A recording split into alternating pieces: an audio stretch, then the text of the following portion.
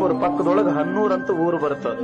ನಮಗ್ ಬಹಳ ಪರಿಚಯ ಇದ್ದಿರ್ತಕ್ಕಂಥ ಮನೆತನ. ನಾನು ಸ್ವತಃ ಕಣ್ಣಾರೆ ನೋಡಿರ್ತಕ್ಕಂಥದ್ದು ಒಂದು ಘಟನೆ ಹೇಳ್ತೀನಿ ನಿಮಗೆ.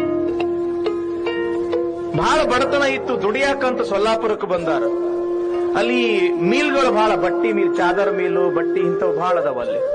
ಗಂಡ ದುಡಿಯಾಕ ಹೋಗ್ತಾನ, ಒಂದು ಬಾಡಿಗೆ ಮನಿ ಹಿಡ್ದಾರ ಅಷ್ಟ, ಒಂದು 500 ರೂಪಾಯಿ ಕೊಟ್ಟು. ಗಂಡ ದುಡಿತಿದ್ದ, ತಿಂಗಳಿಗೆ 3,000 ರೂಪಾಯಿ ಪಗಾರ ತರ್ತಿದ್ದ. ತಂದವನ ಹೆಂಡತಿ ಕೈಯಾಗ ಕೊಡ್ತಿದ್ದ. ಹೆಂಡತಿ ಬಹಳ ಶಾಣೆಕಿದ್ದಳು, ಒಂದು ತಿಂಗಳ ತನ ಮನಿ ನಡೆಸ್ತಿದ್ದಳು. ಒಂದು ದಿವಸ ಏನಾಗ್ಯದ ಅಂತಂದ್ರ, ಪಗಾರ ತಂದವನ ಹೆಂಡತಿ ಕೈಯಾಗ ಕೊಟ್ಟನ. ಹೆಂಡತಿ ಒಲಿ ಮುಂದೆ ಕುಂತು ರೊಟ್ಟಿ ಮಾಡಾಕತ್ತಾಳ.